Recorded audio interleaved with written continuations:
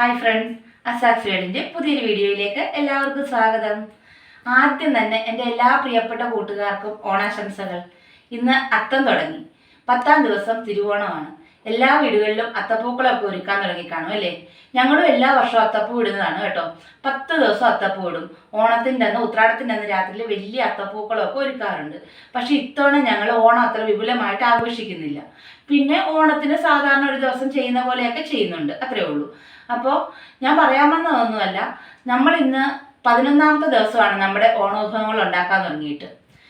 ഓണത്തിന് സദ്യയ്ക്ക് ഇലയിൽ വിഭവങ്ങൾ വിളമ്പുന്ന ക്രമത്തിലാണ് ഞാൻ ഇതുവരെയുള്ള വിഭവങ്ങളെല്ലാം തന്നെ കാണിച്ചിരിക്കുന്നത്. അപ്പം ഇന്നലെ 10ാമത്തെ വിഭവമായിട്ടുള്ള കൂട്ടുകറി നമ്മൾ ഇന്നലെ കാണിച്ചു കഴിഞ്ഞു.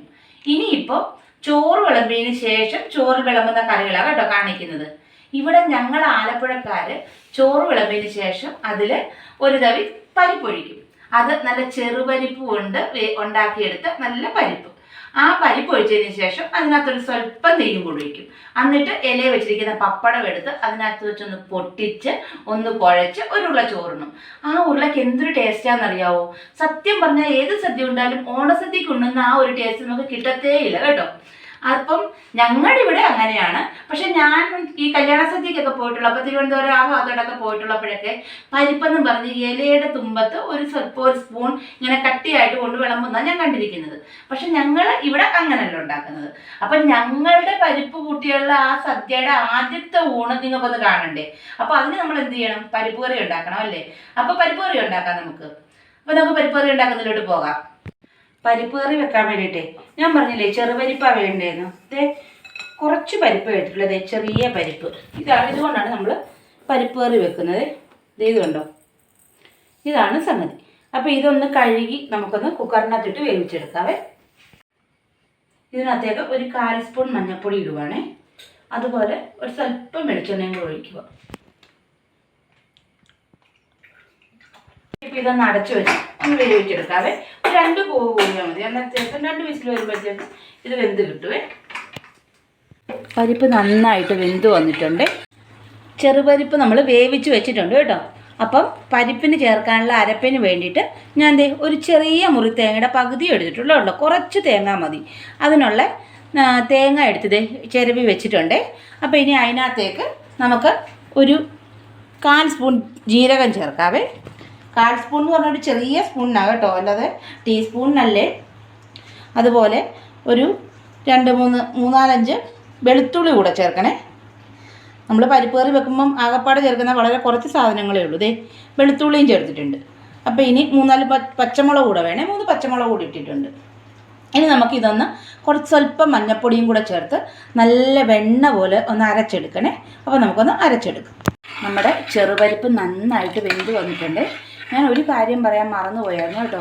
ഞാൻ ആ ചെറുപരിപ്പേ നന്നായിട്ടൊന്ന് വറുത്താണ് വെച്ചിരുന്നത്. ഒന്ന് നന്നായിട്ട് മൂപ്പിച്ചാട്ടോ വെച്ചിരുന്നത്. മൂപ്പിച്ച് പച്ചമണം മാറ്റിയാണ് അത് കഴുകാനായിട്ട് എടുത്ത് വെച്ചിരുന്നത്. അത് ഞാൻ ആദ്യം പറയാൻ മറന്നുപോയി കേട്ടോ. അപ്പോൾ നന്നായിട്ട് വെന്ത് വന്നിട്ടുണ്ട്. ഇനിയിപ്പോൾ നമ്മൾ ആ അരച്ച് വെച്ചിരുന്ന തേങ്ങ ഇതിനകത്തോട്ട് ചേർക്കുവാണേ, അരപ്പ്. നമ്മൾ ആ അരപ്പൊക്കെ ചേർത്ത് കഴിഞ്ഞ് ഇനിയിപ്പോൾ നന്നായിട്ടൊന്ന് ചൂടായി വരണം. അത് ചൂടായി വന്നു കഴിയുമ്പോൾ നമ്മൾ അതിനകത്തേക്ക് ഒരു 2 തണ്ട് കരിവേപ്പിലയും സ്വല്പം വെളിച്ചെണ്ണയും കൂടെ ഒഴിച്ച് വാങ്ങാവേ. അപ്പം വേറൊരു കാര്യമുണ്ട്, നമ്മളിതിന് ഉപ്പ് ചേർത്തിട്ടില്ല. അപ്പോൾ ഒന്ന് ഉപ്പ് ചേർത്ത് കൊടുക്കാവേ. ഞാൻ ആവശ്യമുള്ള ഉപ്പ് ചേർത്ത് കൊടുത്തിട്ടുണ്ടേ.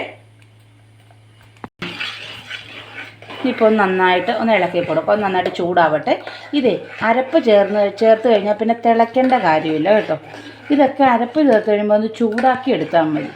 അപ്പോൾ ഇതൊന്ന് ചൂടായി വന്നു കഴിയുമ്പോൾ നമുക്ക് കരിവേപ്പിലയും വെളിച്ചെണ്ണയും കൂടെ ചേർത്ത് വാങ്ങാം. അപ്പോൾ നമ്മുടെ പരിപ്പ് കറി റെഡിയാവും. ഒന്ന് ചൂടായി വന്നിട്ടുണ്ട്. അപ്പം നമുക്കതിനകത്തോട്ട് കരിവേപ്പില ഇട്ട് കൊടുക്കാം. അതുപോലെ വെളിച്ചെണ്ണയും കൂടെ ഒഴിച്ച് കൊടുക്കാവേ. ഈ പരിപ്പ് കറി വെക്കാൻ ഒരുപാട് ജോലിയൊന്നുമില്ല കേട്ടോ, പെട്ടെന്ന് വേകുന്നത്. പരിപ്പ് വേവിച്ചു, അരപ്പ് ചേർത്തു, അത് തിളയ്ക്കുക പോലും വേണ്ട. നമുക്ക് വെളിച്ചെണ്ണയും കരിവേപ്പിലയും ഇട്ട് വാങ്ങാം. ഓണസദ്യയുടെ പരിപ്പ് കറി റെഡി ആയിട്ടുണ്ട്. അപ്പോൾ നമ്മൾ ഇലയിൽ ചോറ് വിളമ്പിയതിന് ശേഷം ഞങ്ങൾ ആലപ്പുഴക്കാർ ആദ്യം വിളമ്പുന്നത് പരിപ്പാണ്. പരിപ്പ് വിളമ്പിയിട്ട് ഒരു സ്വല്പം നെയ്യ് ഒഴിച്ച് അതിൻ്റെ മേളിലോട്ട് പപ്പടം വെച്ച് കുഴച്ച് ആദ്യത്തെ ഭാഗം ചോറുണ്ണു. അതിന് ശേഷമാണ് സാമ്പാർ വിളമ്പുന്നതെന്ന് ഞാൻ പറഞ്ഞു. അപ്പോൾ നിങ്ങളെല്ലാവരും ഇതുപോലെ പരിപ്പ് കറി വെക്കുന്നവരൊക്കെ ആയിരിക്കും. ചിലർ ചിലപ്പോൾ ഈ രീതിക്ക് ആയിരിക്കത്തില്ല. എങ്ങനെ ആയാലും നിങ്ങൾക്ക് എൻ്റെ ഈ പരിപ്പ് കറി ഇഷ്ടപ്പെട്ടെന്നുണ്ടെങ്കിൽ തീർച്ചയായിട്ടും ഇതുപോലെ വെച്ചിട്ടില്ലാത്തവരാണെങ്കിൽ ഈ ഓണത്തിന് ഈ പരിപ്പ് കറി ഒന്ന് ട്രൈ ചെയ്ത് നോക്കണം കേട്ടോ. അപ്പോൾ മറ്റൊരു വീഡിയോ ആയിട്ട് നാളെ തന്നെ കാണാം.